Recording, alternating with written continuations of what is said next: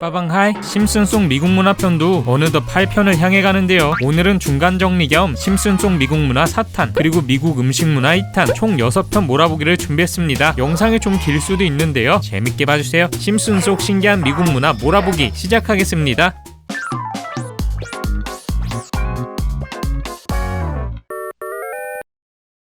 비정상적인 캐릭터가 넘쳐나는 심슨, 그 중에서도 저세상 텐션을 자랑하는 건 위검입니다. 나름 엘리트인 경찰서장인데요. 막장도 이런 막장이 없죠. 먼저 신체 능력은 바닥을 뚫고 저 지하까지 홈어 뺨 후려치는 초고도 비만이라 허리를 굽히지도 못하고요. 범인을 잡기는 무슨, 이거 보세요. 와, 부패하기도 얼마나 부패했는지. 심슨 가족이나 시민들이 사건을 의뢰해도 다 무시하고요. 뇌물은 필수. 아예 배지에 뇌물은 현금만 받습니다를 새겨놨죠. 경찰서장이 된 계기도 흰비 시장에게 매일 마사지 해주기로 약속해서라고. 다른 경찰들도 다를 건 없습니다. 대부분 위검 못지않게 무능하죠. 아니, 아무리 심슨이 돌려까기 인형이라지만 경찰 풍자가 너무 심한 거 아니에요? 아닙니다. 미국 경찰 실제 이미지도 심슨과 크게 다를 게 없기 때문이죠. 우리나라 경찰이 민중의 지팡이라면 미국의 경찰은 민중의 몽둥이. 유튜브에서 미국 경찰짤 한 번쯤은 보셨죠? 공산주의 국가 뺨치는 막강한 공권력을 자랑하는데요. 엄청나게 고압적이고 불친절한 건 물론 틈만 나면 과잉진압으로 뉴스에 오르내립니다. 경찰에게 목숨을 잃은 사람 통계, 이런 사이트도 등장했는데요. 2021년에만 1144명이라는. 와! 이렇게 공권력에 대한 불신이 높지만요, 공권력이 센 건 어쩔 수 없다는 게 대다수의 반응. 총기합법인주가 대부분인데다가 범죄의 스케일이 우리나라와는 차원이 다르기 때문이죠. 갱단의 총기 난사에 테러에 수없이 사건 사고가 터지기 때문에 거의 군인 수준으로 무장한 지역도 많은데요. 임무 중 세상을 떠난 경찰 역시 2021년에만 500명에 육박. 잠깐 정신 놓았다간 저 세상 갈 수 있기 때문에 오바해서 대응할 수밖에 없는 겁니다. 물론 50개 주에 워낙 다양한 조직이 있다 보니 주에 따라 사정이 다른데요. 치안이 좋은 동네의 경찰은 신뢰도가 높다고 하네요. 우리나라는 총기 규제 국가라 참 다행입니다. 의약 처방 보험 취소로 난리가 난 스프링필. 진통제 하나에 3만원, 다들 병도 아껴서 걸리고요. 민간 치료술이 성행을 하죠. 아이디어가 떠오른 호머는 캐나다에서 약을 밀수해오는데 의료보험을 풍자한 에피소드이긴 하지만요, 실제 미국 의료도 크게 다를 게 없습니다. 크러스티 못지않은 빌런 히버트와 닉, 병원에서 팔다리를 바꿔버리질 않나, 시체에서 장기를 가져오질 않나. 이렇게 큰돈 주고 해도 간단한 시술도 제대로 못하는데요. 틈만 나면 비용을 추가하고요. 시간도 돈이라는 명언을 남기기도 했습니다. 가장 안습인 건 교정기. 처음엔 켈빈 클라인 향수도 나오는 초고급 교정기를 보여줬지만 심슨 가족은 돈이 없죠. 결국 가격에 맞춰 할 수 있는 교정기 등장. 와우! 악명 높은 미국의 의료시장. 왜 이런 걸까요? 이건 모두 의료보험 때문입니다. 물론 미국에 원래 의료보험이 없던 건 아닙니다. 1929년 대공황을 계기로 세계 최초의 사회보장법 제정, 1965년엔 노인 의료보험과 저소득층 의료지원제도가 성립됐죠. 하지만 월남전을 계기로 재정이 막대한 손실을 입고 기본보험만 남겨지게 됩니다. 문제는 이 보험이 극빈층 만 65세 이상만 받을 수 있다는 건데요. 일반인들이 가입할 수 있는 보험은 사보험뿐. 돈돈의 카오스가 열리죠. 대기업의 경우 의료보험을 일부라도 보장해주지만요, 비정규직, 아웃소싱이 많은 미국 특성상 혜택을 받는 비율은 소수에 불과합니다. 의료보험 가입하면 되겠네? 말이 쉽죠. 우선 가격이 엄청 비쌉니다. 비교적 저렴한 플랜을 들어도 4인 가족 기준 연 2,500만원이 훌쩍 넘고요. 이것도 건강검진, 예방주사 같은 기본적인 부분만 보장. 보상 한도가 넘어가면 그대로 청구됩니다. 여기에 간단한 진료도 30만원, 출산하고 하루 입원하는데 3천만원. 말도 안 되는 병원비가 콜라보하면서 자부담이 늘어나는 구조이죠. 과거 하버드대 연구에 따르면 미국 파산의 60%가 의료비 때문이라고. 이 때문에 감기에 걸리면 집에서 치료하는 사람도 많고요, 암수술을 하더라도 병원비 때문에 바로 다음날 퇴원한다고 합니다. 미국이 괜히 쿠바보다 기대 수명이 낮은 게 아니죠. 미국 사람들이 왜 심슨을 좋아하는지 알겠네요.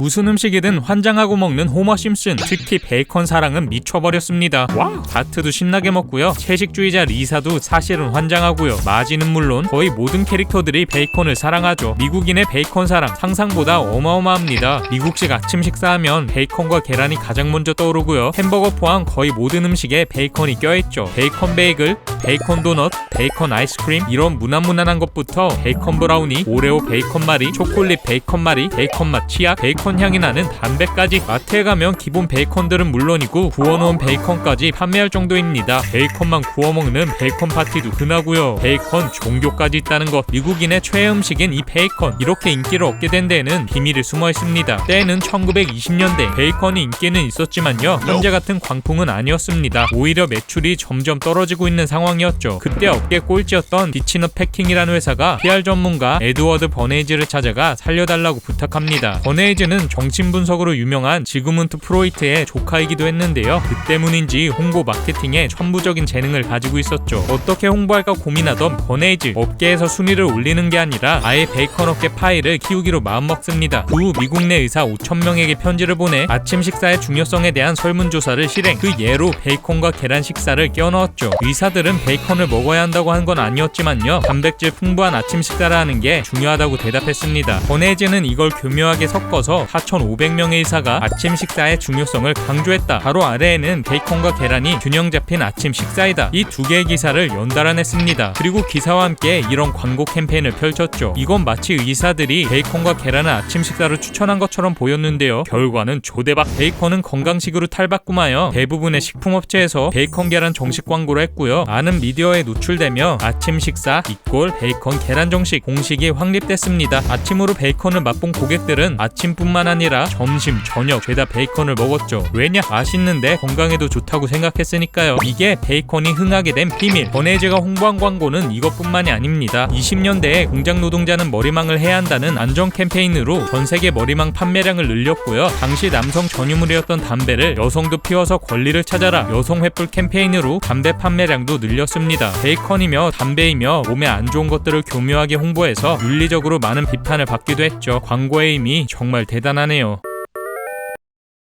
심슨 하면 떠오르는 것이 하나 더 있죠. 노빠꾸 사회풍자. 보다 보면 이게 방송이 가능해? 그냥 거의 모든 것을 깝니다. 심지어 자기 방송국까지 대차게 까대죠. 가장 놀라운 건 정치풍자인데요. 예를 들면 이런 사진, 고인까지 불러와서 풍자를 시전하죠. 이건 약과입니다. 김정일이 그대로 등장해서 디스당하기도 하고요. 아들인 김정은도 등장. 러시아도 단골 손님이죠. 특히 중국 관련해서는 노빠꾸. 이거 보세요. 덕분에 심슨은 중국에서 방영 금지라고. 물론 가장 많이 까는 건 미국 정부입니다. 뭐? 트럼프는 대통령 되기 전부터 단골 손님이었고요. 부시 전 대통령, 지미 카터 전 대통령, 보 케네디 전 대통령, 좌우할 것 없이 대차게 까대죠. 이런데도 대중적 인기는 고공행진. 대체 미국은 어떻게 이런 정치 풍자가 가능할까요? 이는 미국 특유의 개그 스타일 덕분입니다. 풍자는 코미디의 필수 요소. 다양한 민족, 투쟁 정신 때문인지 유독 풍자에 열광적이죠. 개그일 뿐인데 이걸 불편해한다? 그럼 쿨하지 못한 사람. 쿨함에 목숨 거는 문화 덕분에 풍자 개그는 날개를 답니다. 이런 개그 스타일은 토크쇼, 개그 프로그램의 필수 요소가 됐죠. 반면 애니 쪽은 사회풍자의 소극적인 편이었는데요. 이 성역을 깬 게 바로 심슨 가족. 노빠꾸 정치풍자 개그로 신드롬을 일으킵니다. 덕분에 유에 나오는 애니도 정치풍자는 기본, 미국 애니의 아이덴티티로 자리 잡은 거죠. 이렇게 대놓고 정치인들을 까다 보니 문제가 없던 건 아닙니다. 방송 초기에는 정치인들의 거센 항의를 받기도 했고요. 부시 전 대통령, 트럼프 전 대통령은 심슨을 대놓고 디스했죠. 하지만 개그에 비판하는 사람만 찌질해 보일 뿐 심슨만 더욱 쿨해 보이는 효과를 낳았죠. 최근엔 우크라이나 지지 선언을 하면서 열광적인 반응을 이끌었는데요. 이런 거 보면 왜 심슨에 열광하는지 알겠네요. 빨리 참혹한 전쟁이 끝나면 좋겠습니다.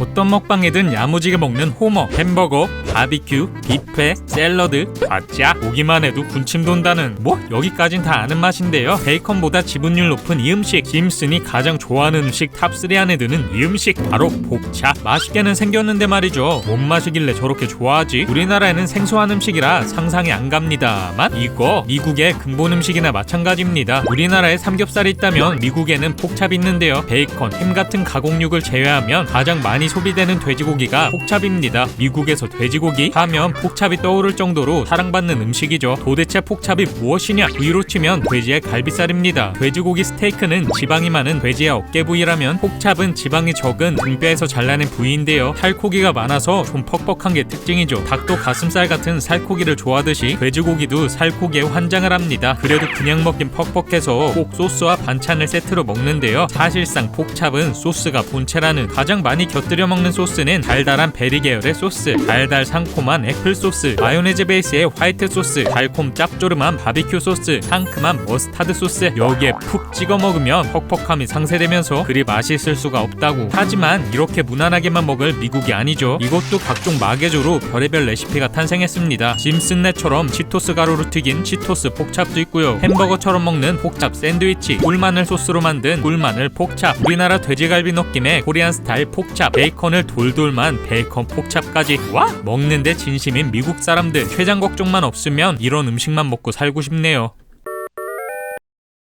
볼 때마다 정말 부러운 점, 우선 정원 딸린 2층, 심심하면 마당에서 바비큐 파티하고 뱅댕이랑 뛰어노는 이 모습. 심슨뿐만 아니라 미국 콘텐츠에서 볼 수 있는 꿈의 집들이죠. 애니와 영화만의 이야기는 아닙니다. 미국은 단독 주택 비율이 무려 90%에 달합니다. 땅덩어리가 워낙 넓다 보니 집 평균 평수도 넓고요. 개인주의, 가족적인 미국의 특성상 단독주택에 대한 로망과 함께 발달해왔죠. 놀라운 점은 자가 비율도 꽤 높다는 건데요. 전체 주거 형태 중 자가 비율이 60%가 넘어 우리나라와 비슷하거나 높은 수준이고요. 최근 MZ세대를 대상으로 한 설문조사에서도 70% 이상이 자기 주택을 갖고 싶다는 결과도 나왔습니다. 그렇다면 집값은 얼마일까? 지역별로 워낙 천차만별이지만 우리나라의 몇 배는 된다는 것. 샌프란시스코에 잘 사는 동네는 평균 집값이 130억 정도 되고요. 집값 상위 10개 도시의 평균 집값도 40억이 훌쩍 넘습니다. 우리나라 집값이 가장 비싼 강남구가 평균 15억이니 말 다 했죠. 호머 심슨도 무시하면 안 되는 게요. 웬만한 교외에 단독주택 가지고 있으면 중산층 이상입니다. 가상의 도시 스프링필드는 승용차로 뉴욕을 다녀올 수 있고 바다에 인접해 있고요. 남북전쟁 당시 동부군이 주둔했다고 한 것으로 미뤄봤을 때 미국 동부 쪽 뉴욕주나 코네티컷주일 가능성이 큽니다. 이로 미뤄봤을 때 심슨네 집은 최소 6억에서 10억 정도 할 것으로 예상. 이외에도 월세 등 미국 주거 형태에 대해서는 풀썰이 많은데요. 다음 영상에서 깊게 파보겠습니다.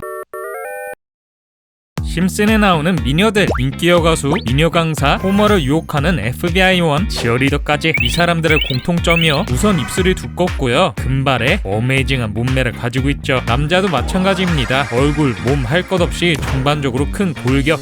다들 멋있고 아름답긴 하지만요, 우리나라와는 너무 다른 미의 기준. 순둥순둥하고 맑은 이미지가 인기인 우리나라와 달리 미국은 핫 이 한 단어로 정의할 수 있습니다. 크고 시원한 인매, 볼륨 있는 몸매, 까맣게 그을린 피부 등 남녀 상관없이 핫한 외모를 선호하죠. 특히 중요한 건 강하고 각진 턱인데요. 우리나라에 V라인이 있다면 미국엔 Jawline 있습니다. 턱라인이 각지고 입체감이 있어야 한다는 건데요. 자매품은 돌출된 광대뼈, 그 중에서도 높게 올라간 모양의 역광대를 선망하죠. 이렇게 골격이 있어야 고급스럽게 느낀다고. 이런 경향은 성형에도 반영됩니다. 주로 깎아내는 거 위주인 우리나라와는 달리 광대이고 턱이고 이마이고 보형물을 집어넣는 성형이 인기가 많고요. 가장 많이 하는 건 몸 수술, 가슴 수술, 지방 흡입은 물론 엉덩이, 골반 보형물 삽입 수술도 인기라는 것. 호머랑 마지 성형한 거 보세요. 와! 그렇다면 대체 왜 미의 기준이 이렇게 다른 걸까요? 사실 중세시대 미술만 봐도 서양의 미의 기준은 이렇지 않았습니다. 전체적으로 동글동글하고 살집 있는 외모, 계곡 같은 피부가 뷰티의 상징. 많은 사람이 이런 외모를 선망할 수밖에 없었죠. 하지만 미디어의 발달이 모든 걸 바꿔놓습니다. 미국 미디어의 특성상 아동에 관련된 건 엄격 그 자체. 어떤 광고, 게임, 영화도 아동스러운 건 금기의 대상이었죠. 자연스럽게 어려 보이는 얼굴, 슬렌더 몸매보다는 성숙해 보이는 얼굴, 골격, 볼륨 있는 몸매, 배운 피부, 이런 외모가 주류가 될 수밖에 없었습니다. 동안이 강조되는 우리나라와는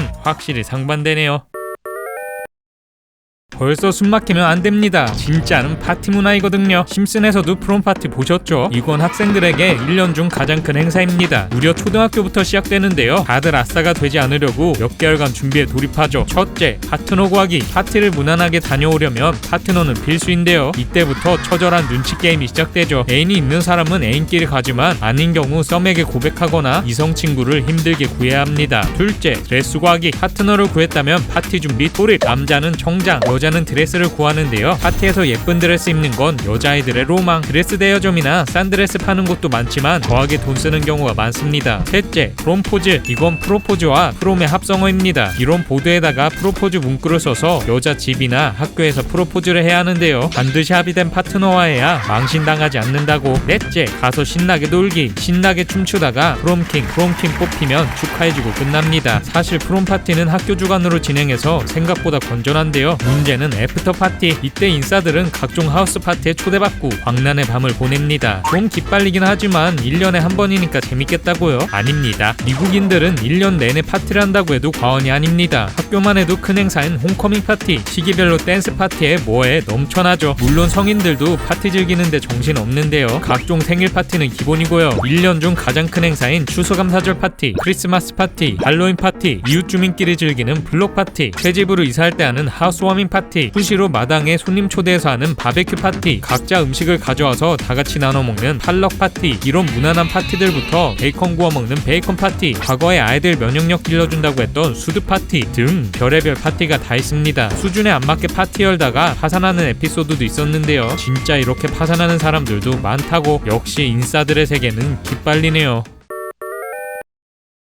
짱구 먹방, 스폰지밥 먹방 뭐 다 맛있어 보이지만요, 심슨 먹방은 클래스가 다릅니다. 그냥 양으로 압도하죠. 피자는 가볍게 돌돌 말아먹고요. 게살 포보이, 오리고기 포보이, 해산물 캐서롤, 속을 채운 새우, 잠발라야, 시나몬롤, 폭풍흡입, 롱롱 샌드위치, 폭풍흡입 맛있게는 생겼는데요. 보면 이런 생각보다는 혈관 걱정이 먼저이죠. 엄청난 양을 자랑하는 이 먹방들. 호머 심슨은 탈인간 수준이라 살짝 오바가 더해졌지만요, 미국 현실 먹방도 크게 다를 건 없습니다. 일명 슈퍼 아메리카. 전 세계의 온갖 먹거리들은 미국만 들어오면 초대형으로 변하죠. 짜자잔. 이게 미국의 스테이크 1인분, 우리나라 1인분이랑 비교해보세요. 버거킹 1인분 비교하면 확 체감될 겁니다. 우리나라는 제일 큰 사이즈가 더블 와퍼인데요, 이것만 먹어도 양도 많지 느끼하지 힘들잖아요. 미국에서는 기본 와퍼도 우리나라의 1.5배입니다. 하지만 이것도 작아서 보통 트리플 와퍼를 먹죠. 세트로 나오는 콜라는 무려 1.2리터. 일반 식당들도 난리 납니다. 이게 식당에서 아침으로 주는 1인분, 이건 저녁 1인분, 심지어 샐러드 1인분이 이렇습니다. 와? 그냥 모든 음식들이 초대형이죠. 이렇게 크기만 하냐? 그것도 아닙니다. 이 콤보만 더 있으면 아메리칸 스타일 칼로리 폭탄 음식으로 변하죠. 1콤보 뭐든 꾸덕꾸덕하게 처발처발. 버터, 잼, 초콜릿은 필수. 사과도 초콜릿에 카라멜에 온갖 달달한 거 발라주고요. 저칼로리로 인기를 끌었던 한국식 뻥튀기, 이것도 이렇게 미국식으로 먹습니다. 샐러드도 그냥 먹는 법이 없죠. 오렌지, 파인애플 등 과일을 마시멜로우, 휘핑크림과 버무린 샐러드, 사과 등 온갖 과일에 스니커즈 대량 2첩, 마요네즈랑 크림 듬뿍 뿌린 스니커즈 샐러드. 얘네는 건강식으로 취급받습니다. 이 콤보 뭐든 튀기기 신공. 미국처럼 튀겨 먹는 거 좋아하는 나라가 있을까요? 뭐든 튀겨 먹는데요. 튀김 대표 음식 도너츠야 뭐 유명하고요. 버터 튀김,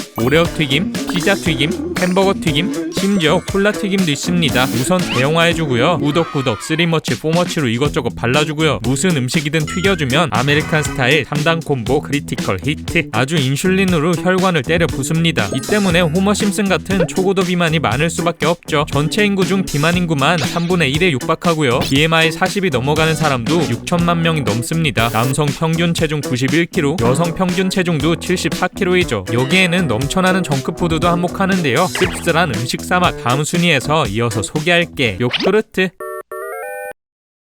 심슨하면 가장 먼저 떠오르는 것, 다양한 색깔의 스크링클을 뿌린 분홍색 도넛이죠. 먹을 거라면 다 환장하고 먹는 호머 심슨이지만 도넛은 최입니다. 이렇게도 먹고 저렇게도 먹고 녹여서 혈관에 주입까지. 호머의 도넛 사랑은 사탄도 포기했죠. 물론 도넛은 호머만 좋아하는 게 아닙니다. 심심하면 나오는 도넛 먹방 저도 좋아하긴 합니다만 왜 미국인은 유독 도넛을 좋아할까요? 미국인의 도넛 사랑 사실상 햄버거를 뛰어넘는 수준입니다. 미국은 전 세계에서 빵을 제일 많이 소비하는 나라인데요, 그 중에서 가장 높은 비율을 차지하는 게 바로 이 도넛이죠. 원래부터 가볍게 끼니를 때울 수 있어서 사랑받던 도넛. 하지만 베이글도 있지, 햄버거도 있지, 수많은 패스트푸드 중 하나에 불과했죠. 이랬던 도넛이 서민 대표 음식이 된 건 세계 1차 대전 때입니다. 당시 유럽까지 가서 전쟁을 치러했던 미국군은 부족한 식량으로 사기가 떨어졌습니다. 특히 도넛을 먹고 싶다는 요청이 많았는데요, 신세 좋게 도넛은 무슨. 미군 사령부에선 배급할 계획이 전혀 없었죠. 하지만 이걸 구세군 대장이었던 에반젤린 부스가 듣게 됩니다. 그리고 최전방에서 도넛을 튀길 자원봉사자를 모집하죠. 워낙 위험했던 곳이라 언제 죽을지도 모르는 상황. 무급이다, 방독면 챙겨와라, 총기 필수이다. 모집 조건도 헬에 가까웠습니다. 하지만 대반전이 일어났으니 무려 11명이나 지원을 한 것, 그것도 모두 여자들이요. 그렇게 최전방에서 폭격을 버티면서 제대로 된 치사도구도 없이 밤낮으로 도넛을 만듭니다. 반응은 사기 대폭발. 이 영웅들은 도넛걸로 불리며 전 국민에게 큰 감동을 주죠. 반면에 숨무나 먹던 독일군은 현타만이. 곧 자원봉사자는 기하급수적으로 늘어나고 전부대원이 매일같이 뜨끈한 도넛을 먹을 수 있게 됩니다. 물론 독일군과의 전쟁도 승리했고요. 이후 이 일을 기리기 위해 6월 첫째 주 금요일은 도넛의 날로 지정. 도넛은 서민의 상징을 넘어 승리의 상징, 곧 미국의 상징인 셈이죠. 그냥 맛있어서 좋아하는 줄 알았는데 이런 감동적인 역사가 있었군요.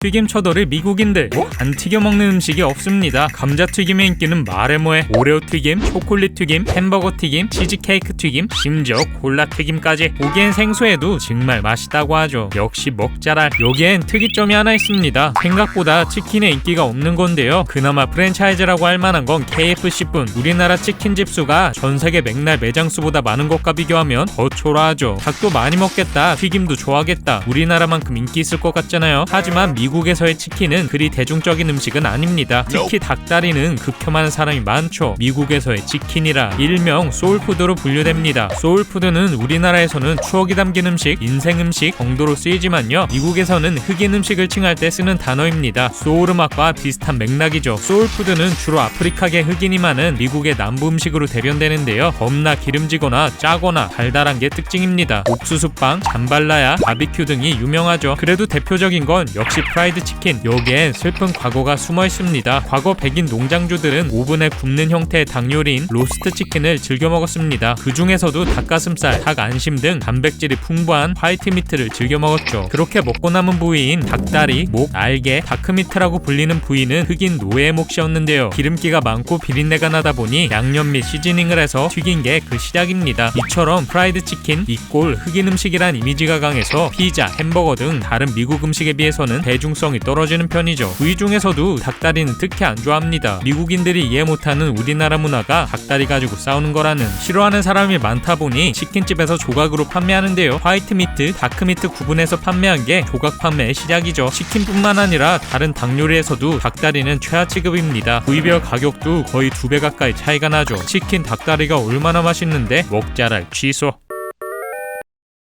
심슨에도 틈만 나오면 나오는 총기. 호머는 거의 항상 가지고 다니고요. 마지도, 바트도, 의사도, 심지어 매기까지 심심하면 총질이죠. 이렇게 총 전문점에서 쇼핑하는 에피소드도 심심하면 나오고요. 호머 컬렉션만 해도 이 정도라는. 정말 미국인들은 총기를 다 가지고 있을까요? 이 많은 걸 다 어디서 사는 걸까요? 이거 보세요. 월마트에도 총기 코너가 있습니다. 와!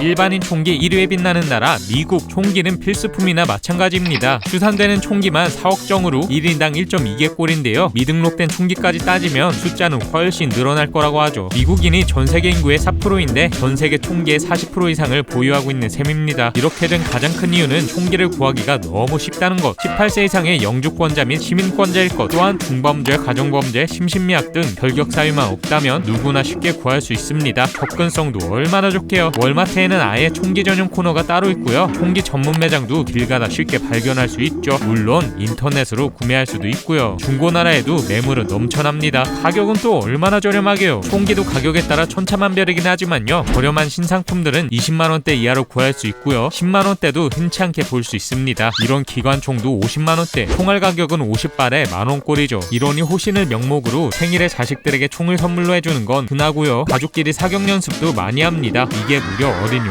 소총이라는. 문제는 총기로 인한 사고가 너무 많다는 건데요. 연간 총기 사고로 인한 사상자 수가 8만 명에 이르고요. 총기 난사 사건이 해마다 벌어진 게 현실이죠. 한 집 건너면 직간접적으로 총기 사고를 경험했을 정도로 일상이나 마찬가지입니다. 그렇다면 대체 왜 규제를 안 하는 것일까? 사실상 불가능에 가깝기 때문입니다. 매번 총기 사고가 일어날 때마다 이슈화 되지만요, 대부분의 미국인들은 총기를 호신용으로 생각하기 때문에 인식 전환이 쉽지는 않습니다. 땅덩어리가 워낙 넓은 미국. 경찰을 불러도 1시간 이내에 오는 경우는 거의 없고요. 강력범죄가 발생하면 자신의 몸은 자신이 지키는 게 가장 확실한 방법이죠. 사람만 문제인 게 아닙니다. 농촌, 아니 LA만 해도 곰, 퓨마 등 야생동물에 의한 습격이 넘쳐난다는 것. 야생동물로부터 자신을 지키기 위해서라도 필요한 거죠. 이제 와서 총기를 금지시켜봤자 거의 전 국민이 가지고 있으니 실효성도 없고요. 이런 것 보니 미국도 이러지도 저러지도 못하겠네요. 이처럼 다른 미의 기준, 뷰티 문화도 우리나라와는 너무 다릅니다. 짜자잔! 이건 초코 모바이지만 대부분 이런 느낌이죠. 물론 지역별로, 시대별로, 사람별로 메이크업 방법은 다르지만요. 기본적으로 얼굴에 입체감을 주는 걸 선호합니다. 아까 얘기했던 포인트는 광대뼈를 엄청 강조하는데요. 유튜브만 봐도 광대뼈 높이는 화장법이 정말 많죠. 또한 입체감을 주기 위해 아이오, 이마, 볼 등 컨투어링이 기본적으로 빡세게 들어갑니다. 입술은 도톰해 보이는 메이크업, 특히 오버립이 인기가 많고요. 눈썹은 우리나라의 일자 눈썹과는 달리 아치형 눈썹 화장법을 선호하죠. 마지막 활용 점정은 속눈썹. 여기까진 대충 아는 내용이라고요. 네, 이런 화장이 트렌드이긴 하지만요. 일상에서 특히 학생들은 생각보다 화장을 잘 안 하고 다닙니다. 대부분 트레이닝복 차림에 립도 안 바른 애들이 많죠. 일상 뷰티는 메이크업보다는 다른 게 포인트이거든요. 하나, 네일. 심슨에도 자주 나오는 네일샵. 우리나라는 평소에 화장은 꼭 하는 편이고요. 네일은 기분 내거나 꾸밀 때만 하는 느낌인데요. 미국은 쌩얼인 일이 있더라도 네일은 필수입니다. 손톱은 당연하고요. 발톱에 아무것도 안 발라져 있으면 이상하게 본다고 하죠. 네일 케어가 얼마나 활성화되어 있냐면 미국 전역의 네일 살롱만 2만 개 이상, 15,000개가량의 스타벅스보다 많죠. 한 조사에 따르면 30% 이상의 여성이 40개가 넘는 매니큐어를 가지고 있다고 밝혔다고. 둘, 제모도 특히 신경 쓰는 것 중에 하나입니다. 털이 있으면 불결하다고 생각해서 몸 전체를 미는데요. 만약 그날 다리 제모를 못하면 외출 시 다리 가리는 옷을 입고 나갈 정도라고 하죠. 셋, 치아 미백. 상대 감정을 읽을 때 눈을 보는 동양인과 달리 입을 중심으로 보는 서양인, 특히 활짝 웃는 미소는 아름다움의 상징입니다. 그렇다 보니 남녀 할 것 없이 치아 미백에 신경을 쓰죠. 확실히 우리나라 뷰티와는 많이 다르네요. 한동안 돌아다니던 우리나라 일진 특징. 그냥 그림만 봤는데도 눈앞에 딱 그려지는 매직. 미국도 마찬가지입니다. 짜자잔! 미국 일진하면 딱 그려지는 모습은 이렇죠. 여자는 예쁘고 몸매 좋고 스타일도 좋은 치어리더, 남자는 덩치 크고 야구 점퍼 입은 운동부. 미드나 애니에 꼭 나오는 이 부류들 실제로도 있을까요? 네, 맞습니다. 이건 일명 클리크, 하벌, 패거리 정도로 직역할 수 있는데요. 많은 학교에 보이는 분류들을 분류한 스테레오타입입니다. 먼저 아까 얘기했던 짝스. 많은 미디어의 영향으로 적스는 너드를 괴롭힌다는 게 학교의 점심이죠. 심슨이 대학생으로 돌아간 에피소드에서도 이렇게 얘기했다는. 사실 일진이라기보다는 학교에서 제일 잘 나가는 부류인데요. 마초 문화인 미국에서는 운동자라는 게 선망의 대상. 남자는 덩치도 크고 운동도 잘하지 인기도 많다 보니 아무도 쉽게 못 건드리고요. 여자도 마찬가지입니다. 미국 학교 치어리더는 거의 체조 선수급. 이거 보세요. 거의 아크로바틱 수준이다 보니 몸매도 좋지 싸움도 잘하지 잘 나갈 수밖에 없습니다. 다음은 요즘 우리나라에서 난리라는 널, 일명 범생이. 님들이 생각하는 너드남이요? 이런 모습?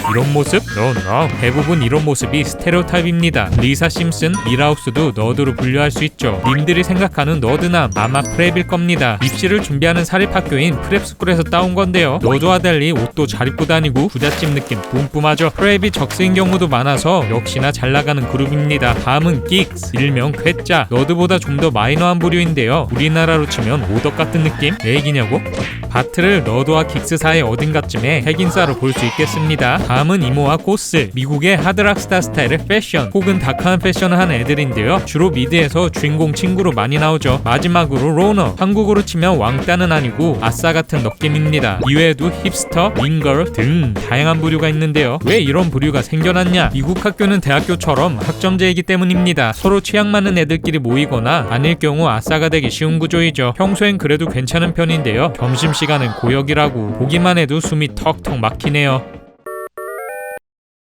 미국이 다문화 국가이긴 하지만요, 문화적으로는 영국의 영향이 가장 큽니다. 영국의 음식들 어떻습니까? 대표 음식이라고 해봤자 떠오르는 게 피쉬앤칩스, 민초 아이스크림 이 정도이죠. 수많은 문화의 최정점인 영국, 왜 음식 문화만 발달하지 못했나? 여기엔 많은 썰이 있지만요, 빠른 산업화로 인해 식사보다는 이를 중시, 극단의 실용주의로 음식은 뒷전이 된 영향이 강했습니다. 이건 그대로 미국에 옮겨와 현대인의 식습관에 큰 영향을 줬죠. 미국인이라고 아침, 점심, 저녁 다 호머 심슨처럼 먹을 거라고 생각하면 오산역. 사실 아침은 아예 거르거나 시리얼이나 빵 같은 인스턴트 음식으로 때우는 게 일반적이고요. 점심도 햄버거, 핫도그 등 빠르게 먹을 수 있는 패스트푸드가 대세입니다. 음식을 영양학적으로 접근하기보다는 무조건 맛있게 빠르게 때우는 경향이 강하다 보니 모든 음식이 패스트푸드화 됐다고 해도 과언이 아니죠. 심슨에도 KFC, KFP, 크러스티버거, 도넛 가게, 익숙한 패스트푸드도 많고요. 냉동 피자, 버터핑거, 각종 시리얼, 통조림 등 넘쳐납니다. 즉 정크푸드 정크푸드에 미쳐버린 칼로리가 비만율을 멱살 잡고 끌고 온 것. 정크푸드는 말 그대로 쓰레기 음식이란 뜻인데요. 비주얼 좋고 맛도 좋지만 영양가는 1도 없는 설탕, 나트륨, 기름 범벅의 칼로리 폭탄들을 의미합니다. 문제는 이 식습관이 개선될 여지가 없다는 것. 미국인들도 이게 건강에 안 좋고 채소를 많이 먹어야 한다는 건 알지만요. 우선 채소가 워낙 비싸기도 하고요. 정크푸드는 가성비가 미쳐버렸죠. 물보다 콜라가 저렴하고 신선식품보다는 가공음식이 훨씬 저렴한데 간편하고 맛까지 있네. 정크푸드를 선택할 수밖에 없습니다. 특히 저소득층의 경우는 더 심각한데요. 일명 식품 사막, 거주 권역 1km 이내에 신선식품 가게가 없는 곳을 의미합니다. 이 지역엔 패스트푸드 업체들만 넘쳐나기 때문에 사과가 뭔지 오렌지가 뭔지 모르는 사람도 넘쳐나죠. 지난 영상에서 소개했듯 급식에서도 채소는 찾아볼 수가 없는데요. 한번 채소 식단 포함했다가 전국적으로 난리가 나고 다시 돌아오기도 했습니다. 참 식습관이란 게 무서운 것 같네요.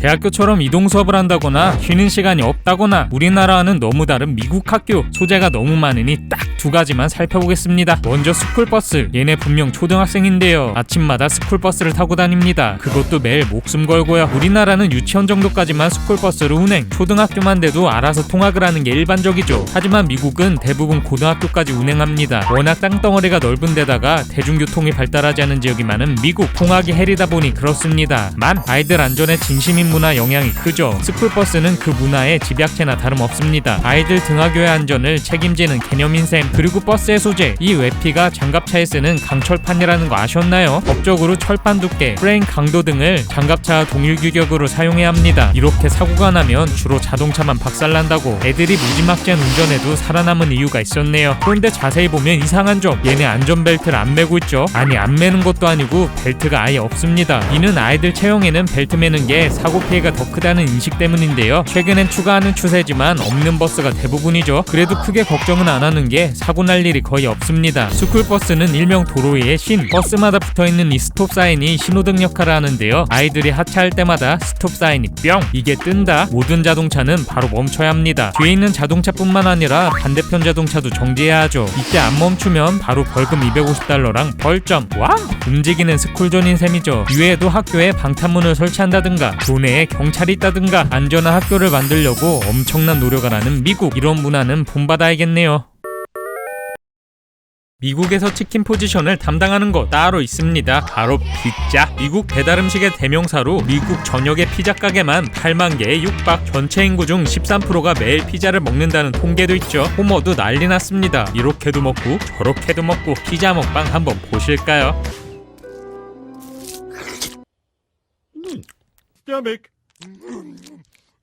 와? 뭐 피자 맛있으니까 이해는 되는데요. 미국에서 유독 인기가 많은 이유가 있습니다. 2차 대전 당시 연합국에 식량을 공급하기 위해 우유 생산을 대폭 추가한 미국. 우유는 유통기한이 얼마 되지 않으니 오래 보관할 수 있는 분유와 치즈 형태로 가공했습니다. 하지만 예성애로 미친듯이 늘어나버린 생산량. 종전에서 더 이상 수출할 곳도 없어지면서 난리가 나는데요. 처리가 곤란해지니 미국 정부는 전국에 치즈를 무료로 뿌립니다. 그때부터 모든 음식에 치즈 폭탄이 투하. 전 연령이 저렴하게 치즈를 접하면서 미국인 맛 이꼴 치즈로 변해가죠. 그중 가장 큰 버프를 받은 게 피자입니다. 안 그래도 오리지널 이태리 피자보다 크기도 대빵만해지고 토핑도 대폭 추가됐었는데 여기에 치즈 폭탄으로 마개죠. 미국식 피자가 탄생했죠. 우리나라와 달리 치즈도 워낙 저렴하니 현재 물가 기준으로 10,000원도 안 되는 가격에 엄청 저렴했는데요. 이렇게 큰 피자를 저렴하게 먹을 수 있으니 전 국민의 사랑을 받은 겁니다. 그렇다 보니 피자 종류도 넘쳐납니다. 피자헛, 도미노 피자 같은 체인점들은 우리나라의 롯데리아 같은 이미지로 저렴하게 배채운다는 느낌이 강하고요. 진짜 피자 덕후들은 지역의 피자집들을 방문하죠. 치즈 높이만 최대 7cm에 달하는 시카고 피자, 정통 이태리 피자 스타일과 비슷한 뉴욕 피자, 사각형 모양의 팬 피자로 유명한 디트로이트 피자, 진도우로 바삭바삭한 식감의 세인트루이스 피자, 파인애플 토핑이 들어가는 하와이안 피자 등 종류도 정말 많죠. 맛집에서 먹으면 신세계를 경험할 수 있습니다. 다양한 피자의 세계는 나중에 자세히 소개할게요. 피자를 먹는 문화도 우리나라와는 사뭇 다릅니다. 서브웨이처럼 피자 토핑을 모조리 선택 가능하다는 점. 하지만 가장 다른 점은 피클입니다. 우리나라에서 피자 주문할 때 피클은 당연히 주는 거잖아요. 미국에서의 피자와 피클 조합 의외로 찾아볼 수가 없습니다. 오히려 할라피뇨를 먹는 경우는 있어도 피자에 피클 하면 다들 잉? 하는 반응이죠. 물론 피자의 본고장인 이태리도 마찬가지. 피자에 피클을 먹는 건 치킨에 치킨무 먹는 것처럼 메인에 밑반찬 깔맞춤한 우리나라 문화라고 하네요. 지금까지 미국 문화인 줄 알았는데 충격.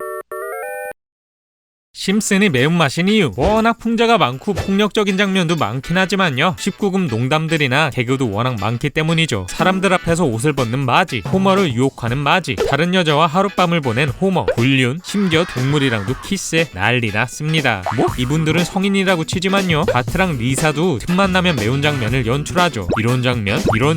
뭐? 의상도 이렇게 매운 의상이 디폴트일 정도로 심슨에서 매운 개그는 빼놓을 수 없습니다. 물론 심슨만 그런 것도 아닙니다. 전 세계에 엄청난 충격을 줬던 카디비의 웹, 다시 봐도 컬처 쇼크라는 이런 콘텐츠들을 보면서 드는 생각, 미국인들은 정말 개방적일까? 반은 맞고 반은 틀리다고 할 수 있습니다. 미국이 워낙 넓어서 지역별, 인종별로 천차만별이기도 하지만요, 기본적인 정서 자체가 우리가 아는 것처럼 개방적이지는 않습니다. 미국은 금욕으로 대표되는 청교도 문화가 아직도 남아있고요, 개신교 비율이 무려 50%에 달하는데요, 우리나라 기독교 인구가 20%인 것과 비교하면 체감되는 건 엄청납니다. 개신교가 미국 문화 일부를 대표할 수 있는 수준이죠. 때문에 보수적인 집안은 우리나라 못지않게 보수적입니다. 이런 개신교 중산층 스테레오타입이 네드 플랜더스, 독실한 개신교 신자로 락 음악조차 불경하다고 할 정도이고요, 그 아들에게 해리포터를 읽어주면서 마법을 쓴 죄로 지옥으로 끌려갔다 하고 책을 태워버렸죠. 네드가 과하긴 하지만요, 실상도 다르지는 않습니다. 학생들은 우리나라 못지않게 통금도 빡세고요, 의상 하나하나 통제하는 경우도 많죠. 성문화도 마찬가지입니다. 한 조사에 따르면 만 30대 이하의 못쏠 비율이 23%, 서구권에서 가장 높은 수준이죠. 특히 고학력자인 하버드 대학생 중 40%는 성경험이 없다는 설문조사도 나왔다는. 아니, 그런데 웹 같은 음악은 어떻게 빌보드 차트는 1위를 하나요? 사실 웹이 처음 나왔을 때 미국 내에서도 난리가 났습니다. 악마의 음악이다, 귀를 씻어버리고 싶다, 불호 반응도 엄청났죠. 막상 카디비도 자기 딸한테는 노래를 안 들려주니까요. 심슨 같은 19금 개그, 외설적인 노래가 인기인 이유는 개인주의 및 자유주의가 최우선 가치라 남 취향에는 가타부타 하지 않기 때문입니다. 물론 이건 어디까지나 서양 기준, 우리나라보다는 개방적이죠. 그래도 맨날 파티하고 물란할 줄 알았는데 의외네요. 심슨에도 심심하면 등장하는 이 팁, 일명 팁자라 하는데요, 매기가 마지가게에서 잠깐 아르바이트 했을 때도 야무지게 챙겼죠. 해외여행, 특히 미국 여행 가면 가장 이질적인 이 문화, 불만도 장난 아닙니다. 말이 팁이지 사실상 강제인 게요, 별로 친절하지 않았어도 반드시 내야 하기 때문이죠. 그 금액도 장난 아니라는. 무려 최종 음식값의 15에서 20%, 만원짜리 음식을 먹으면 12,000원을 내야 하는 셈. 와우! 신기한 점은요, 팁 강제는 유독 북미권에서만 강요되는 문화입니다. 유럽에 강제성 띈 나라는 거의 사라졌죠. 대체 왜 이런 문화가 생긴 걸까요? 내용을 알고 나면 조금 씁쓸합니다. 여러 유래설이 있지만요, 가장 유력한 건 중세시대 영국, 귀족들이 감사의 표시로 조금씩 주던 게 미국으로 전래됐다는 썰이죠. 그러던 1933년 미국의 금주령이 떨어지는데요, 매상이 급격히 떨어진 레스토랑들은 종업원 월급을 내리고 손님들에게 팁을 받아 급여를 메꾸게 합니다. 사실상 손님에게 부담을 전가한 건데요, 이게 정착돼서 지금까지 이어진 거죠. 미국 요식업계 종업원들 최저 시급이 얼마인지 아시나요? 2.13달러. 네, 한화로 3,000원도 안 되는 수준입니다. 팁으로 최소 6달러 이상 메꿀 거 생각하고 안 주는 건데요, 만약 팁을 안 준다면 직원 생계가 위험한 거죠. 문제는 이 팁 문화가 업주, 종업원, 손님 모두에게 상처를 남긴다는 겁니다. 카드 결제가 대세인 요즘 정산이 여간 골치 아픈 게 아닌데요, 업주가 가장 많이 신고당하는 이유가 이 팁 때문이죠. 총액으로 나가는 돈은 또이또이인데 절차만 늘어난 셈입니다. 종업원 힘든 건 말해 뭐해. 손님도 괜히 뜯기는 느낌의 불쾌한 건 기본인데요, 종업원 담당 테이블이 딱 정해져 있어서 한 명이 바쁘면 그 사람 올 때까지 10분 이상 기다리는 일도 허다하다고. 이렇게 다 싫어하면 바꾸면 안 돼. 너무 오래된 제도라 쉽게 바꾸기도 어렵습니다. 참, 미국 생활도 쉽지만은 않겠네요. 뭐든 잘 먹는 호머 심슨, 특히 햄버거는 최애 수준인데요, 그 중에서도 크리스티 버거 사랑, 이거 보세요. 와우! 크리스티 버거가 맥도날드의 패러디라는 거 아시죠? 대표 메뉴도 비슷하고요, 크러스티가 광대복장인 것도 비슷하죠. 그런데 크러스티는 지가 만들어 놓고 절대 먹는 법이 없습니다. CF 촬영할 때는 어쩔 수 없이 입에 넣지만요, 카메라 멈추면 바로 뱉어버리죠. 특히 심슨 극장판에 나왔던 클로거 버거는 직역하면 동맥경화 버거, 이래도 고소 안 당하냐고요? 네, 미국 내 맥도날드의 이미지도 크게 다를 게 없거든요. 맥도날드, 미국인에게는 애증의 그 이름. 맥도날드라고 해서 우리나라 우리나라 생각하면 안 됩니다. 미국에서 맥도날드 하면 싸구려 정크푸드 이미지, 버거집 선호 순위에서도 항상 최하인데요. 지저분한 매장에 맛도 없지만 그냥 배 채우는 느낌이라고. 대체 왜 이런 걸까요? 미국식 햄버거는 인기 프랜차이즈 식당 화이트캐슬에서 처음 개발했습니다. 햄버거의 햄, 사실 진짜 햄이 아니라는 거 아셨나요? 독일 함부르크 스테이크에 함을 따서 만든 단어이죠. 둥근 번 사이에 스테이크 비슷한 패티를 넣은 신박함으로 외식업계에 돌풍을 일으킵니다. 처음엔 이렇게 나름 차려먹는 느낌. 하지만 맥도날드가 패스트푸드화를 시도하면서 싸고 빨리 먹을 수 있는 음식으로 변했죠. 그 후 맥도날드는 미국 전역에 14,000개가 넘는 매장을 오픈하며 미친듯이 확장하는데요. 이게 문제였습니다. 체인점 비율이 무려 80% 이상, 퀄리티 관리는 불가능에 가까웠죠. 거기에 패티에 핑크 슬라임, 소 누나를 갈아 넣는다는 루머, 돼지 지방으로 쉐이크를 만든다는 루머 등 각종 루머에 절대 썩지 않는 햄버거 보도 라스트팡으로 이미지는 콕 깨져봐 하늘이로 정크푸드의 대명사로 불리며 2014년 이후로 계속 하락세입니다. 고급화 이미지를 내세운 수제버거들에게도 밀리는 실정이죠. 이렇게 패스트푸드 이미지가 나빠지는 데에는 심슨도 한몫했는데요. 아직까지 틈만 나면 두드려 패고 있습니다. 우리나라에서 맥도날드 하면 그래도 맛있는 이미지인데 의외네요. 정크푸드계의 큰 축을 담당하는 쿠키라 쓰고 설탕 덩어리라고 읽죠. 미국의 쿠키 시장은 120억 달러, 하나로 무려 15조 원에 달하고요. 전 세계 쿠키 소비량의 40%를 차지하고 있습니다. 초코칩 쿠키뿐만 아니라 버터 쿠키, M&M 쿠키, 서브웨이 쿠키, 쿠키계의 최강자 오레오까지. 미국인의 쿠키 사랑 엄청나죠. 이렇게 쿠키가 사랑받게 된 데에도 다 이유가 있습니다. 우리나라에 엄마의 김치찌개 맛이 있다면 미국에는 엄마의 쿠키 맛이 있기 때문이죠. 때에는 1930년대 미국의 경제대공황, 많은 중산층 가정은 새끼를 다 먹을 여력도 없었습니다. 그런데 간식이요? 사치에 불과했죠. 그러던 중 톨하우스라는 여관 주인이 고객들에게 서비스로 제공하던 초코칩 쿠키, 제대로 입소문을 타기 시작합니다. 네슬레 초콜릿이 범벅으로 들어간 이 초코칩 쿠키는 얼마 지나지 않아 엄청난 인기를 끄는데요. 식품기업 네슬레에서는 톨하우스에게서 레시피를 사고 초콜릿바에 그 레시피와 초콜릿을 잘게 부수는 도구를 넣어 판매했습니다. 결과는 역시나 초대박. 신나서 쿠키용 초코칩, 초코칩 파우더 등 재료도 판매하면서 이 레시피는 전국적 인기를 끌죠. 사먹는 간식은 비싼데 만드는 건 저렴하네. 엄마들은 이 레시피를 배워서 아이들에게 쿠키를 해줬습니다. 2차 대전 중 많은 군인들이 엄마의 맛을 그리워하며 초코칩 쿠키를 보내달라고 편지를 쓰는데요. 많은 장병에게 초콜릿 쿠키를 보내자는 캠페인으로 연결. 초코칩 쿠키 이꼴 엄마의 맛 공식이 성립됩니다. 그 후로 쿠키는 미국 국민 간식이 됐다는, 여기까진 이해되는데요. 심슨도 그렇고 스폰지밥도 그렇고 미국 애니를 보면 오는 특이점, 쿠키 반죽을 먹는 아이들. 그냥 찍어 먹는 것도 아니고 한 주먹씩 먹는데요. 유튜브에 생으로 쿠키 반죽을 먹는 영상이 넘쳐나죠. 이건 역시 추억의 엄마의 맛으로 우리가 엄마 김밥할 때 햄 집어 먹던 거랑 비슷한 느낌입니다. 맛은 어떻냐? 설탕이 워낙 많으니 밀가루 맛은 생각보다 안 나고 꾸덕꾸덕 극강의 단맛이라고 하네요. 이렇게 보니까 한번 먹어보고 싶긴 하네요. 두둥. 이건 심슨 속 급식 모습. 급식 먹을 땐 이렇게 신나하는 게 일반적인데요. 얘네는 어째 신나게 먹는 걸 못 봤죠. 안 그래도 해린 스프링필드 초등학교에서도 악명 높은 게 이 급식소입니다. 쥐가 넘쳐난다는 이곳. 우선 이 아줌마부터가 정상이 아니죠. 마카로니 치즈에서 건전지가 나오질 않나, 2차 대전 통조림을 쓰질 않나, 한 번은 신문지 맛이 난다 해서 확인해보니까 매트리스를 갈아 넣었죠. 물론 학교도 한통속입니다. 예산 삭감할 때 가장 먼저 줄이는 게 월급이랑 급식비라고. 여기가 심각하긴 하지만요. 미국 학교들 실제 급식 퀄리티도 악명 높죠. 이게 실제 급식들. 과자를 주식으로 대용해서 주는 곳도 많습니다. 미국이 워낙 넓다 보니 학교마다 천차만별이긴 하지만요. 부실하다는 인식이 대부분이죠. 좀 푸짐하게 나온다 해도 영양 밸런스는 꼭 깨져봐 하늘이러. 야채는 눈 씻고 찾으려야 찾을 수 없는 식단입니다. 거의 모든 메뉴가 패스트푸드. 이렇게 먹으니 살이 안 찔 수가 있나요? 급식 영양이 너무 심각한 수준이라 규제할 뻔한 적이 있습니다. 토마토 케첩도 채소이다, 식품법상 감자튀김도 채소이다 라는 명만 남기고 실패했습니다. 이런 고칼로리의 맛없는 메뉴들 때문인지 다들 영화에서 한 번쯤 봤을 법한 이 장면, 일명 푸드파이트라고 하는데요. 영화나 애니에만 나오는 게 아닙니다. 학창시절에 한 번쯤은 겪어봤다고 하죠. 한 학생이 음식을 던지면 너도 나도 할 것 없이 음식을 던지는 건데요. 참여 안 하면 널드라는 소리 들을 수 있으니 다 같이 던져야 합니다. 참 이런 것 보면 우리나라 급식이 해자네요.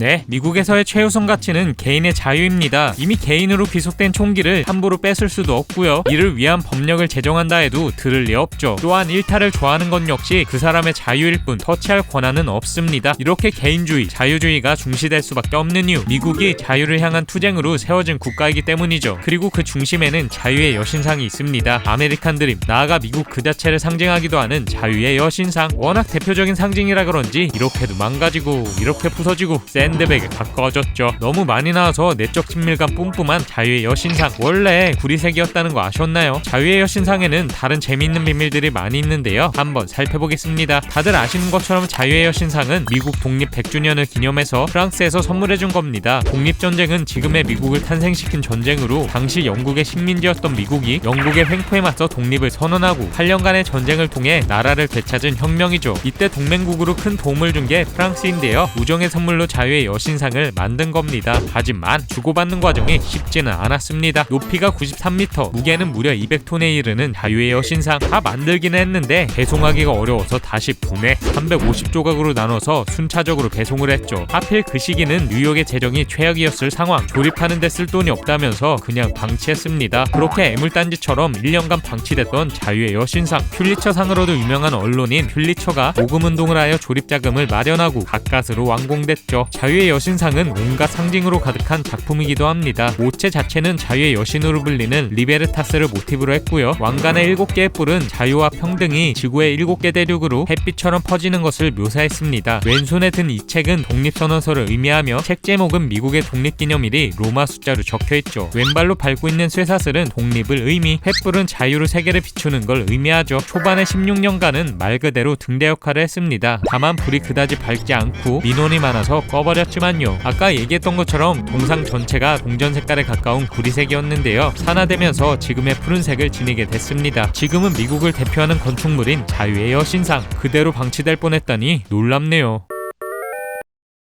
지난 영상에서 소개했던 미국 속 한국 이미지, 사실 대부분의 사람이 잘 모른다, 아니 미국 분위기 자체가 다른 나라에 큰 관심이 없다고 했는데요. 한식의 이미지는 어떨까요? 비빔밥, 김치, 고추장, 불고기, 심슨에도 한식은 종종 나왔습니다만 역시나 인지도는 현저히 떨어지는 편입니다. 일식, 중식은 나름 메인 음식으로 자리 잡은 것에 비하면 아쉬운 편이죠. 그럴 수밖에 없는 게요, 쌀 식감을 별로 안 좋아하는 미국인이 워낙 많습니다. 떡볶이가 대표적인데요. 떡이 이를 움켜쥐는 느낌이라 불호가 많아서 현지화가 쉽지 않았다고. 비빔밥은 샐러드에 밥을 섞어 먹는 느낌이라 불호가 많다고 하네요. 게다가 맵다는 이미지도 많지, 마늘 양도 워낙 좋아하지 않아서 미국 진출이 녹록치만은 않았습니다. 하지만 미국식으로 마개조된 한식들은 매니아들 사이에서 소소한 인기를 끌고 있다는 것. 먼저 김치. 김치는 알려진 한식 중에서도 최고 난이도로 불리는데요. 미국의 김치는 일종의 피클 같은 느낌으로 젓갈 안 써서 상큼하고요. 매운맛은 1도 없습니다. 올리버쌤이 먹기도 한 동치민 맛 나는 김치 음료, 김치 케첩 등의 제품이 나오기도 했죠. 둘, 양념치킨. KFC로 불리는 양념치킨. 우리나라에서 밀던 한식도 아니었는데요. 미국에서 가장 잘 먹히는 편입니다. 미국식 레몬 탕수육, KFC 양념치킨 등 소스 닭튀김 요리에 익숙해서 그런지 매니아적인 인기를 끌고 있죠. 이외에도 LA 갈비, 불고기 같은 음식들이 소소한 인기를 끌고 있는데요. 의외로 가장 인기 있는 건 김. 우리나라처럼 밥에 먹는 건 아니고 간식으로 자주 먹는다고. 코스트코에도 팔고 있고 웬만한 마트 과자나 해외 음식 섹션에는 꼭 있다고 하죠. 김치나 비빔밥 같은 음식 말고 양념치킨, 갈비, 김을 밀면 더 대중화될 수도 있겠네요.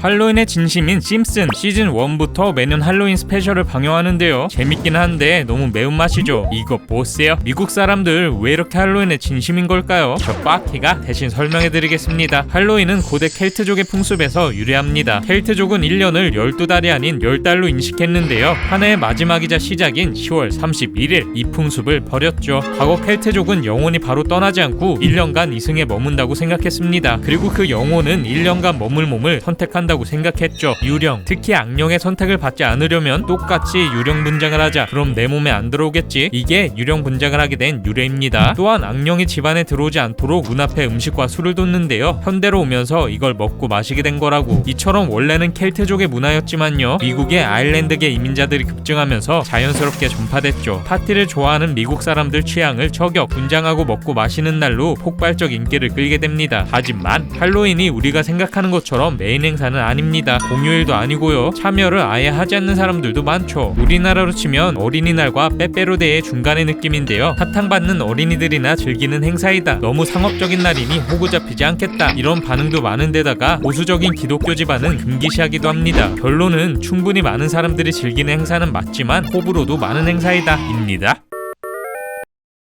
블랙 프라이데이에 TV 득템하려고 새벽부터 기다리는 마지. 가게를 오픈하자마자 난리가 나는데요. 바로 마지는 머리를 뜯기고 전쟁통이 따로 없습니다. 하지만 결국 득템에 실패하죠. 미국의 1년 중 가장 큰 세일인 블랙 프라이데이 세일. 이 장면이 절대 과장하는 게 아닙니다. 이거 보세요. 와! 전쟁을 방불케 하는데요. 블랙 프라이데이는 1년 중 가장 큰 명절인 추수감사절 다음 날인 11월 네 번째 주 금요일 재고떨이하는 날입니다. 이때의 소비가 미국 연간 소비의 20%를 차지하죠. 가격들은 최소 30%에 많은 건 80%까지도 심심찮게 건질 수 있다는. 하지만 우리나라의 블랙 프라이데이는 왜 이렇게 가격 차이가 나는 걸까요? 이건 미국 특유의 유통구조 때문입니다. 우리나라 백화점 마트엔 대부분의 브랜드가 수수료를 내고 입점하는데요. 미국은 백화점 마트가 브랜드에서 물품을 구매하는 형태입니다. 땅덩어리가 워낙 넓다 보니 창고비는 저렴하고 배송비는 엄청난데요. 이 때문에 보통 1년 재고를 연초에 다 받죠. 다만 한 해의 마지막 판매기에는 추수감사절 이후부터 성탄절, 새해까지 이어지는 홀리데이 기간. 이때 물건을 다 못 팔아치우면 신년 재고를 받을 공간도 없지. 배송비는 더 비싸지. 추수감사절 때까지 존버하다가 다음날 남은 재고를 확 떨이해버리는 겁니다. 브랜드에서는 백화점에 판매했으니 얼마에 팔든 마진에 영향이 없고, 유통업체에서는 무조건 떨이라도 해서 파는 게 유리하니 이런 미친 세일률이 나올 수 있는 거죠. 미쳐버린 가격에 이날은 전 국민의 절반이 쇼핑한다는 통계도 있는데요. 극심한 교통정체에 온갖 난투극의 총격전까지 전국에서 사건 사고가 터집니다. 경찰들이 블랙 프라이데이, 즉 검은 금요일이라고 부른 게 단어의 유래설 중 하나이죠. Anyway, 닌텐도 스위치가 이 가격이라니 눈 돌아갈 만하네요.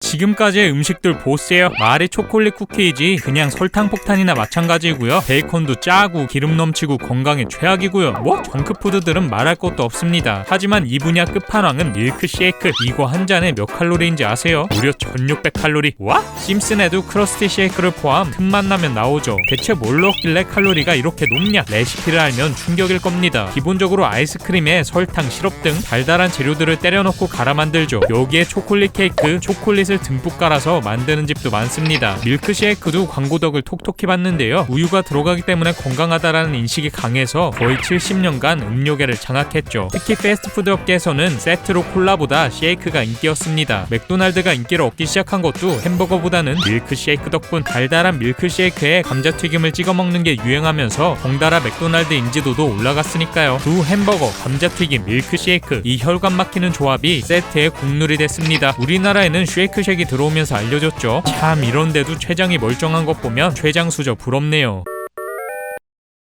모두 까기 인형 심슨. 한국이라고 다를 건 없습니다. 은근 한국이 많이 등장했는데요. 정점을 찍은 건 한국 방문 에피소드 두유노 시리즈가 무더기로 나왔죠. 초대형 김치 저장소, BTS 간판, 치킨집, 노래방, 동계아시안게임 자아자찬 센터, 박찬호, e스포츠, 그리고 깨알같이 PC방 폭력시험 패러디도 했습니다. 뭐 이렇게 보면 공감 가는 면도 있긴 하지만요. 도시 분위기라든가 김치를 탱크에 저장한다든가 우리나라 동떨어진 것도 많죠. 이쯤 돼서 생기는 궁금증. 미국 사람들은 한국 문화에 대해 어떻게 생각할까? 정답은 대체적으로 잘 모른다 라고 할 수 있습니다. 아니, 한국뿐 아니라 다른 나라, 심지어 자기 나라에 대한 관심도 적은 편이죠. 한 조사에서는 무려 11%가 지도에서 미국 위치를 못 찾았다고. 아프리카를 나라로 하는 사람도 많았으니 말 다 했습니다. 이건 미국인이 보는 세계짤. 영어가 공용어나 다름없지. 문화며 기업이며 전세계 최고 수준이지. 지역별로 편차는 있지만요, 다른 나라에 관심 없는 게 일반적인 문화이죠. 미국인 중에서도 아시아계는 6%, 한국계 미국인이 차지하는 비율은 0.6%에 불과하다 보니 인식이 낮을 수밖에 없습니다. 심슨만 봐도 초기 시즌엔 대부분 북한 관련 얘기, 한국전쟁 얘기, 잘 나와봤자 태권도, 불고기, 김치 정도였죠. 이랬던 우리나라, 그래도 한류 덕분에 인지도가 급상승하고 있습니다. 최근엔 기생충 패러디는 물론 아기상어를 부르기도 했죠.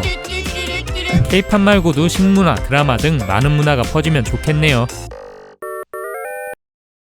피자는 이태리 음식, 치킨은 기원이 애매하고 폭찹도 미국 본토 음식이라고 하긴 뭐하고 사실상 미국 음식이라고 할 만한 게 많이 없습니다. 다문화이다 보니 딱히 오리지널리티를 중요하게 생각하지 않아서 음식 분쟁도 다른 선진국에 비해서는 적은 편이죠. 이런 미국도 절대 잃지 못하는 음식이 있으니 땅콩버터. 미국을 대표하는 전통 음식으로 가장 미국적인 음식으로 불리고 있습니다. 심슨에도 틈만 나면 나오잖아요. 그만큼 많은 미국인이 땅콩버터를 사랑합니다. 얼마나 땅콩버터에 진심이냐면요, 매년 1월 24일은 땅콩버터의 날이고요. 땅콩버터 쿠키, 땅콩버터 치즈케이크, 땅콩버터 쉐이크 등 수많은 디저트에 땅콩버터가 들어가죠. 가장 유명한 레시피는 땅콩버터와 젤리 샌드위치, 일명 PB&J. 스폰지밥이 심심하면 먹는 시넛버터 샌드위치가 이 패러디이고요. 심슨에서도 심심하면 나오죠. 레시피는 정말 간단합니다. 한쪽엔 딸기잼, 한쪽엔 피넛버터를 바르고 합쳐주면 끝. 간단하지만 맛은 확실하죠. 어쩌면 아침으로 베이컨이나 시리얼보다 많이 먹는 조합인데요. 한 조사에 따르면 한 아이가 고등학교 졸업할 때까지 먹는 피넛버터 샌드위치 양이 평균 1,500개라고. 이렇게 자주 먹는다고 딱히 싫어하지도 않습니다. 미국에서 땅콩버터 샌드위치는 우리나라의 김치찌개와 같은 포지션으로 엄마의 맛, 추억의 맛 같은 인식이 있는데요. 저소득층 아이들은 1년 내내 점심에 피넛버터 샌드위치를 먹기도 하고요. 분용식으로도 많이 나와서 단연 국민 음식이라고 할 수 있다는. 우리나라에서 땅콩버터 하면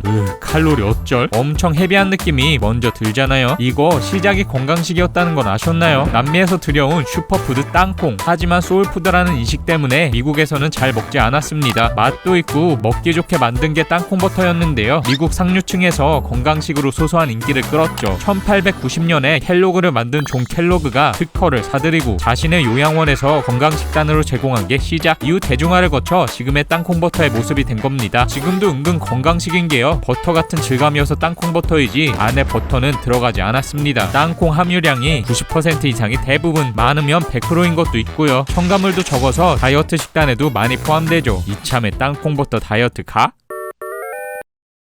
심슨 보면서 불편했던 점, 계속 신발을 신고 있습니다. 이거 신고 나갔다가 그대로 들어오고요. 신발 신고 침대 위에서 뛰기도 하고요. 신발로 실컷 밟은 카페트 위에서 들어눕는 건 물론 거기서 간식까지 먹죠. 아니, 운동화까진 이해하겠는데요. 리사는 버클 달린 구두, 마지는 심지어 하이힐을 신고 있습니다. 별 생각 없이 보다가도 신발이 눈에 들어오기 시작하면 엄청 신경 쓰인다는. 다들 아시다시피 실제 미국인 생활도 다르지 않습니다. 집에서도 외부와 같이 신발을 신고 다니고요. 침대에 신발 신고 올라가는 것도 딱히 어색하지 않죠. 호텔 가면 있는 이 이불 있잖아요. 이건 베드스카프로 신발 신고 올라가는 사람들이 발 올려놓으라고 둔 겁니다. 집에서 마지처럼 하이힐 신는 경우도 허다하고요. 씻고 나오더라도 다시 신발을 신거나 룸슈즈로 갈아 신는 게 일반적이죠. 대체 왜 이러는 걸까요? 여기에는 여러 가지 이유가 있습니다. 먼저 미국은 우리나라와 같은 온돌 문화가 아니기 때문인데요. 바닥이 생각보다 엄청 차갑습니다. 그래서 신발을 항상 착용해야 발을 따뜻하게 유지할 수 있죠. 이건 중세 유럽에서부터 이어져온 문화인데요. 내부에서 신발을 신고 생활하다 보니 실내에서 신는 신발도 패션화된 영향도 큽니다. 남녀 할 것 없이 구두를 신는 경우도 많고요. 맨발을 부끄러워하는 경향도 크죠. 발을 보이더라도 맨발은 웬만하면 안 보여주려 하고요. 페디큐어라도 꼭 하는 게 일반적입니다. 우리와 위생 개념이 다른 것도 한몫했는데요. 바닥은 원래 더러운 것이라는 인식이 있습니다. 우리처럼 집바닥에도 먼지 하나라도 있으면 안 된다, 이런 생각은 거의 없고요. 신발이나 밖에 흙먼지로 바닥이나 카펫이 더러워져도 매일 청소하지도 않죠. 그래서 웬만하면 바닥에 잘 앉지 않고 식탁, 소파, 의자, 침대에서 생활하는 게 국룰입니다. 또한 미국의 라이프 스타일도 한몫했는데요. 마당이 딸린 집이 많은 특성상 집 생활권이 방이나 거실로 국한되는 것이 아닌 마당, 차고 등